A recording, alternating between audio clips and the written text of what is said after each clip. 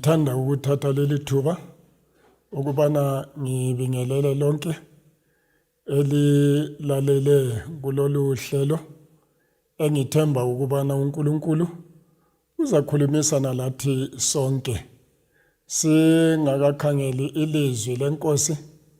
Ngicela ukubana sikhothamise amakhanda sikhulekeni. Baba wethu othandekayo, Nkosi yethu siyaziletha ngakuwe nxa sikhangela izwi lakho. Sicela ukhulume kithi ngabanye, udumo lobukhosi kuphiwe kuwe naphakade siyakhuleka. Amen. Nxa ungakhangela empilweni, enye into abantu abayiqakathekisa kakhulu yimpilo. Ubunengi bethu uzathola ukuthi sonke siyazwisisa ukuqakatheka kwempilo. Njengomzekeliso, nxa kungenzakala ukuthi emulini kube lo muntu ongaphathekanga kahle kumbe ahlaselwe ngumkhuhlane, imuli yenza konke engakwenza ukuzama ukuthi lo muntu elatshwe. Benza konke abangakwenza ukwenzela ukuthi umuntu lo engaphunyukwa impilo. Uzathola ukuthi ngenxa yempilo abantu bayazimisela ukulahlekelwa yikho konke abalakho, kuze kuthi abanye bayathengisa ngitsho lezindlu bedinga ukubana umuntu elatshwe, okutshengisa sobala ukuthi ngenxa yendlela abantu abazwisisa ngayo impilo labakhangela ngayo impilo bayazwisisa ukuthi impilo iqakathekile ukudlula izinto, ngoba izinto zingasetshenzwa. Impilo kayilandlela yokulethwa njalo nxa ingachitheka. Yikho abantu besenza konke. Ungakhangela uthola ukuthi ezinye izinto abantu esizenzayo nxa sizama ukulwela impilo yomuntu, ezinye zalezo zinto azilangqondo. Kodwa-ke ngenxa yokuthi abantu babekhangele impilo yomuntu, bangenza loba yikuphi. Ngikhumbula komunye umnyaka ngangiza kuba lemihlangano ngitshumayela, ngangingena ezindlini khulumisana labantu ngelizwi lenkosi. Ngifika kule indlu, ngangifika kule indlu ngithola ukuthi kwakulobaba ogulayo. Ubaba lo egula, ngiyakhulumisana laye ngibe senginanzelela ukuthi ubaba lowana enyaweni lapha wayengakhangeleki. So ngizama ukubana ngizwisise ukuthi kuyini okwakuthethe indawo.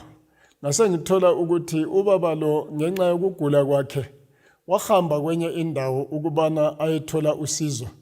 Wasetshelwa ukuthi ukuze elapheke kwakudinga ukubana eme phezu kwamalahle avuthayo. So ubaba lowana watsha ngendlela ebuhlungu.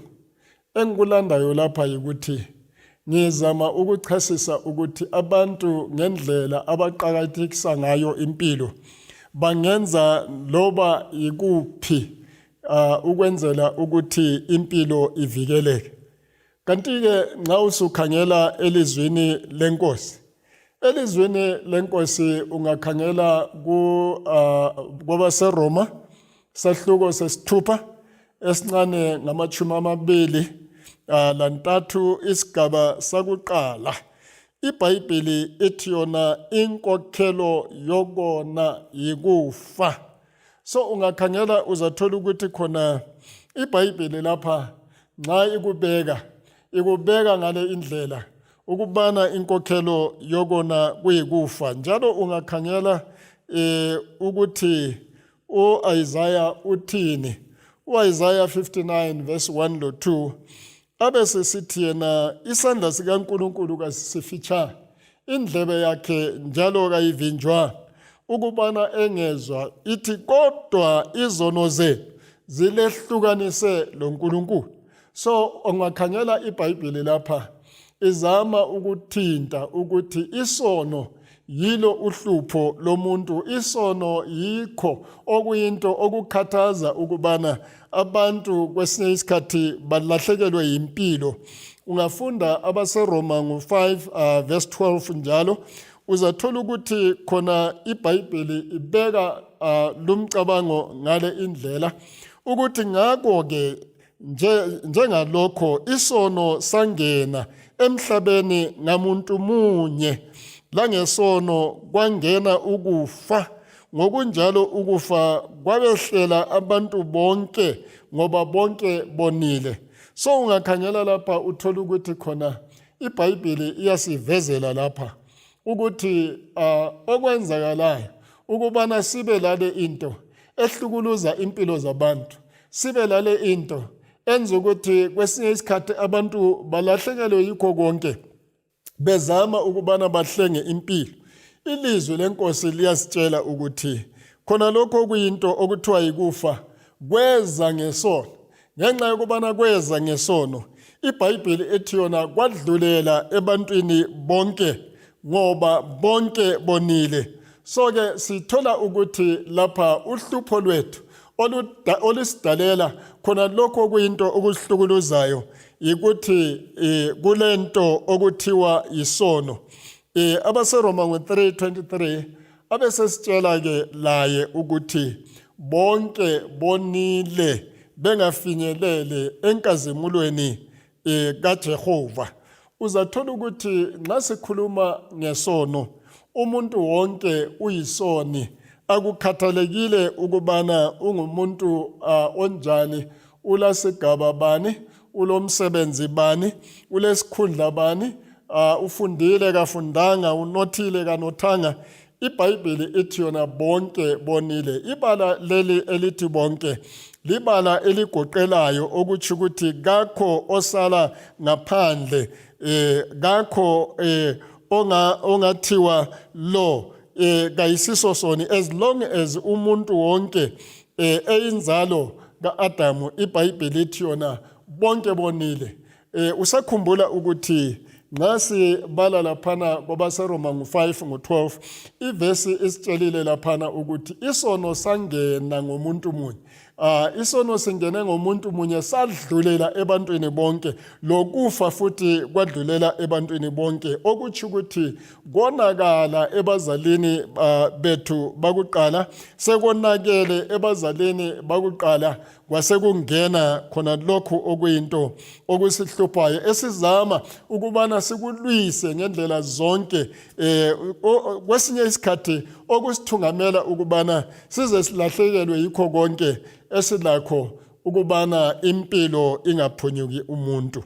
So ngalesi sikhathi ngizama ukuthi ngithi mina kulesi sigaba ngifuna ukubana kube sobala ukuthi ngokutsho kwelizwi lenkosi okusehlukanisa lempilo yilokho kuyisono, okwesihlukanisa nguye ongumthombo wokuphila, okwenza ukubana impilo yethu isamuke yikuthi khonokho kuyisono ilizwi lithi lona kweza lokufa. Yikho imizamo yonke enziwayo vele leyo mizamo kayiguquli iqiniso lokuthi impilo iyabalekela abantu.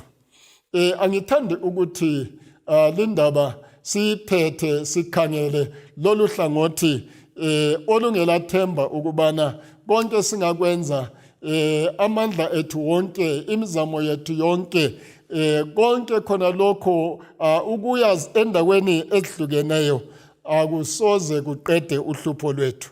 Kanti-ke ungabuyela njalo kusahluko esiqale ngaso abaseRoma, isahluko sesithupha esincane ngama-23 umuca wokuqina. iBhayibheli ithi yona kepha isipho sikaThixo sokuphiwa kuyikuphila okuphakade. So-ke ungakhangela uRoma 6 usitshela izinto ezimbili lapha ukubana 1 inkokhelo yokona kuyikufa, okwesibili usitshela ukuthi kulento okuthiwa yisipho sikaThixo okuyikuphila okuphakade. Ngamanye amazwi lapha nxa ukukhangela iBhayibheli indlela ekubeka ngayo, ukuphila okuphakade kayisomvuzo, ukuphila okuphakade kayisonto umuntu ayisebenzelayo seyisebenzele ekucineni abesephiwa umvuzo. iBhayibheli ethi yona kuyisipho esokuphiwa nguNkulunkulu. So-ke ungakukhangela uzathola ukuthi khona nxa ilizwi lisithi lona ukuphila okuphakade, iBhayibheli kayikhulumi ngokuphila ukuthi umuntu uza kuba leminyaka emide yokuphila, kumbe umuntu mhlawumbe abe leminyaka elikhulu lokuphila, kumbe umuntu abe leminyaka eyinkulungwane. iBhayibheli ethi yona isipho sikaNkulunkulu yikuphila okuphakade. Ngamanye amazwi ukuphila okungelamingcele, okutsho ukuthi nxa sikhuluma ngento le okuthiwa yimpilo, singeza ke sikhulume lempilo singakhulumanga ngaye ongumthombo wokuphila, ngaye othi yena uyikuphila. Ungafunda njalo eBhayibhelini kuJohane isahluko sesithathu esincane 16, livesi ethandwa ngabantu abanengi ngitsho labantwana. iBhayibheli ithi yona uThixo walithanda ilizwe kangaka wasenikela indodana yakhe ezelwe yodwa, ukuba yilo lalo okholwayo angabhubhi abe lokuphila okuphakade.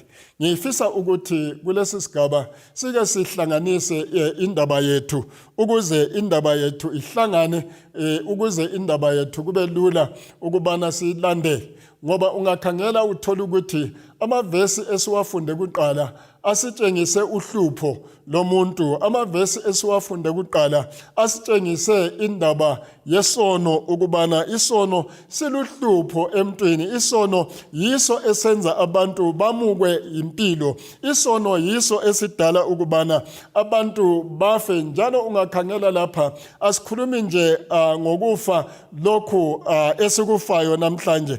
Isono siyabulala sibili. So-ke ungakhangela uzathola ukuthi ngenxa yokubana kulohlupho lwesono, uNkulunkulu ngapha kolunye uhlangothi ukubana alungise lolo hlupho lwesono, ukubana uNkulunkulu alungise yona le into ehlupha uluntu olungela mpendulo kuyo.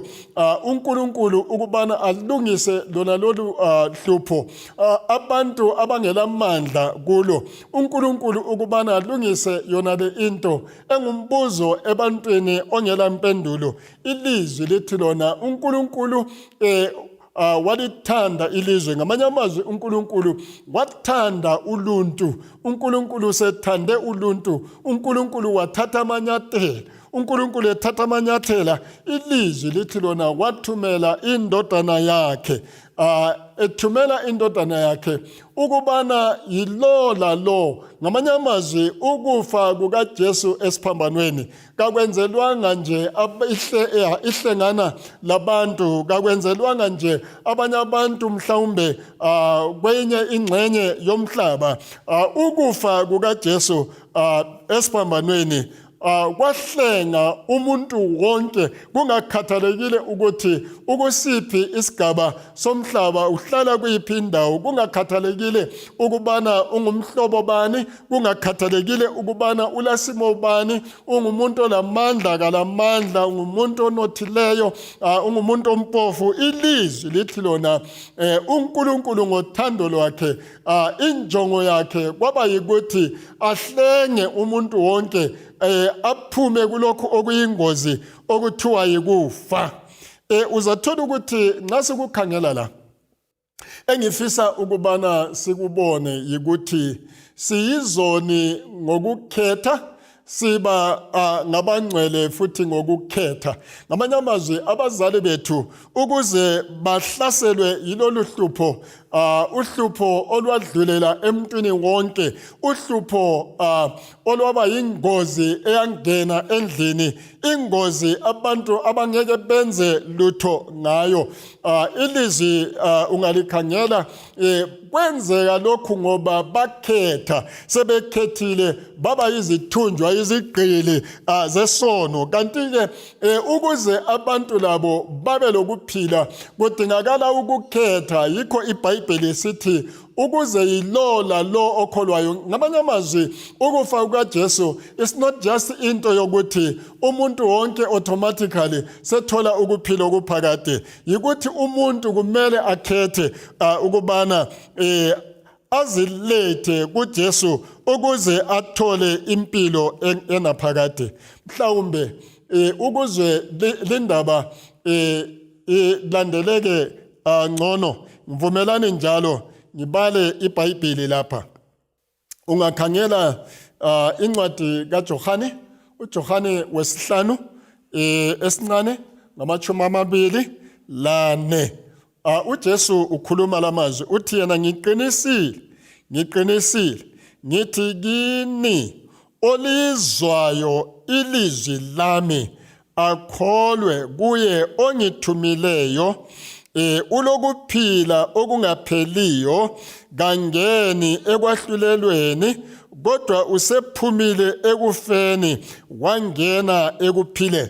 Amazwi la akhulunywa nguJesu ngamazwi aqhakathekileyo. Amazwi lawa akhulunywa nguJesu ngamazwi azama ukubana enze indaba esiyikhulumayo izwakale kangcono. uJesu uthi yena umuntu olizwa ilizwi lami njalo akholwe lo ongithumileyo.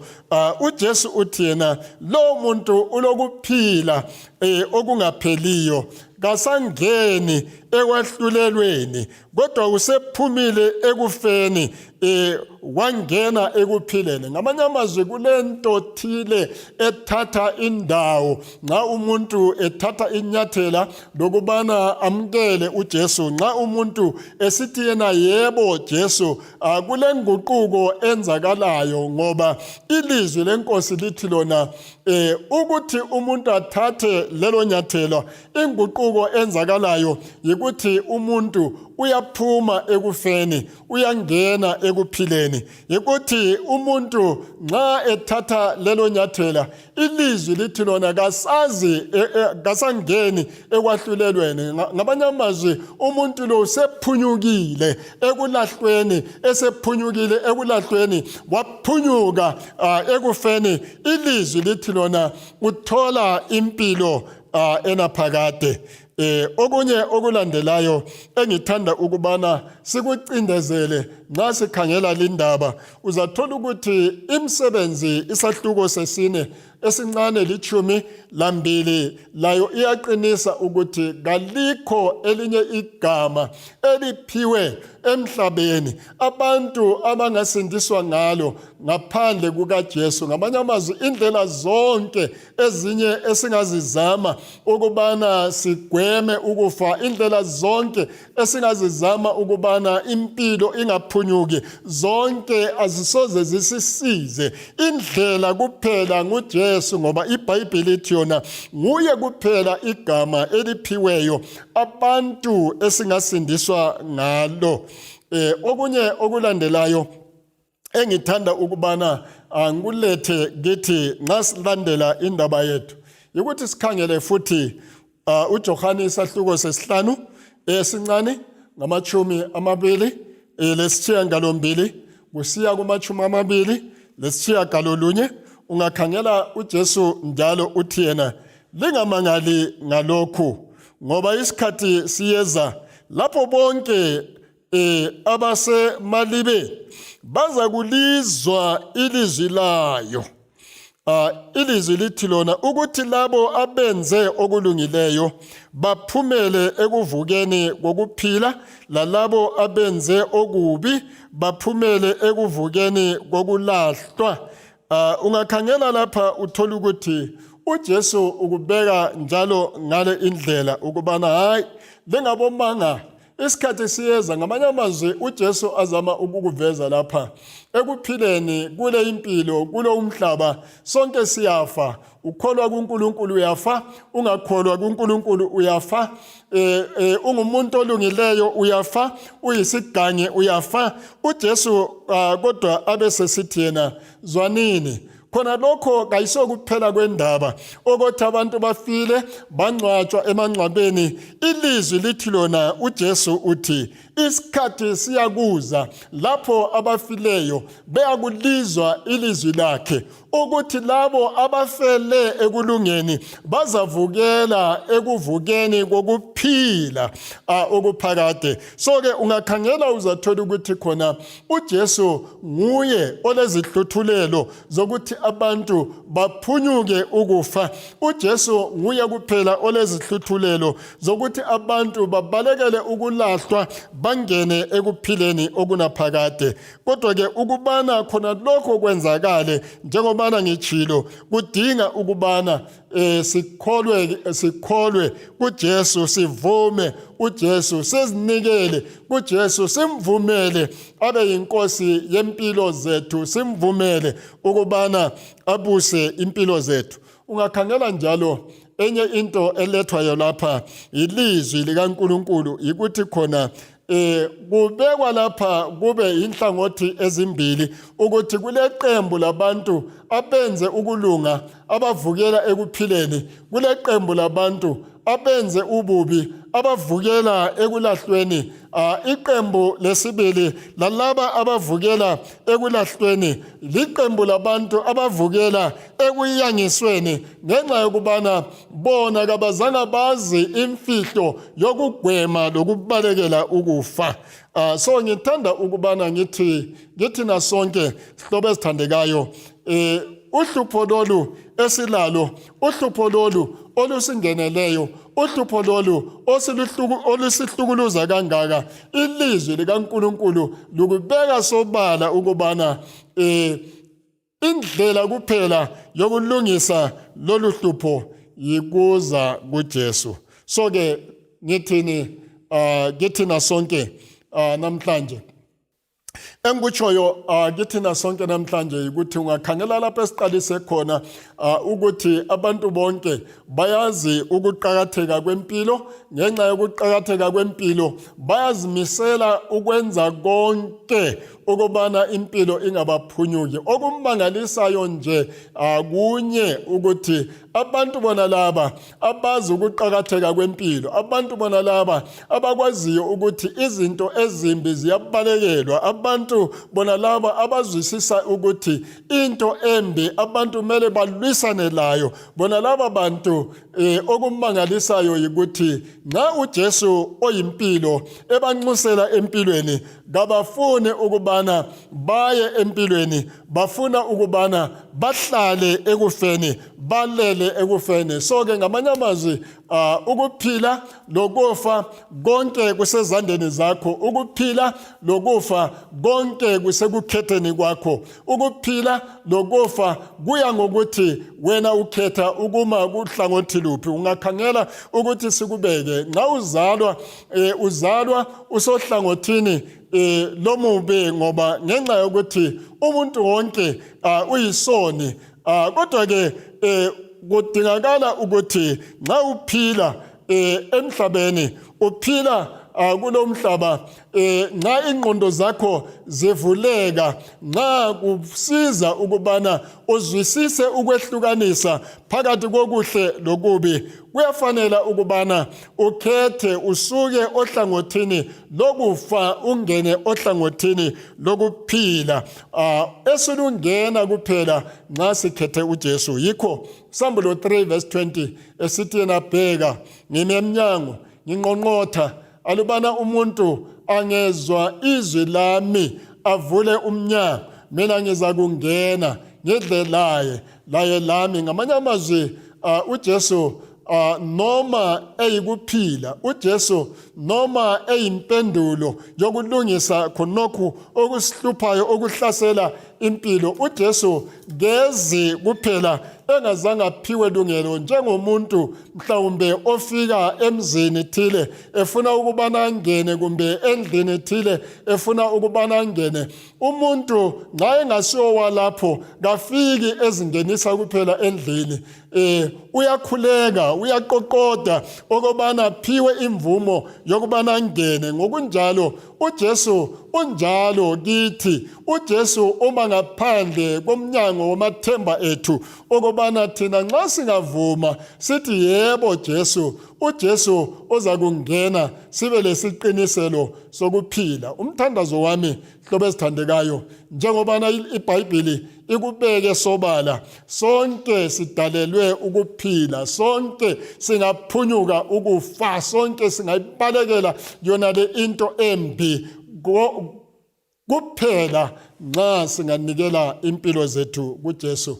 Ngithanda ukubana ngikunxuse mhlobo othandekayo, lapho khona ungabe usendlini, lapho khona ungabe uhamba, lapho uhamba khona, ngithanda ukubana ngikunxuse ukubana nikela impilo yakho kuJesu ukuze kube lenguquko, ube sohlangothini lokuphila. Nxa kuyikufisa kwakho asigobe amakhanda nxa sikhulekayo. Baba wethu othandekayo, Nkosi yethu lomdali wethu, siyakubonga ukubana ukhulumisane lathi, ukubana usivezele engozi esihlaseleyo, engozi eyeza ngesono, ngaso isono kweza ukufa kwadlulela emntwini wonke. Khona lokho kufa asilandlela yokubana singaphunyuka kukho. Zonke izinto esilazo lapha emhlabeni, ulwazi esilalo lapha emhlabeni, ngitsho labo bonke abazithi bayasiza uluntu ngabalamandla phezu kokufa. Kodwa-ke siyabonga ukuthi wena Nkosi uvulile indlela yokubana abantu baphunyuke ngokusipha uJesu, ukubana uJesu athathe indawo yethu, afe ukufa kwethu, azwe ubuhlungu bethu, ukuze thina sonke sizuze ukuphila okuphakade.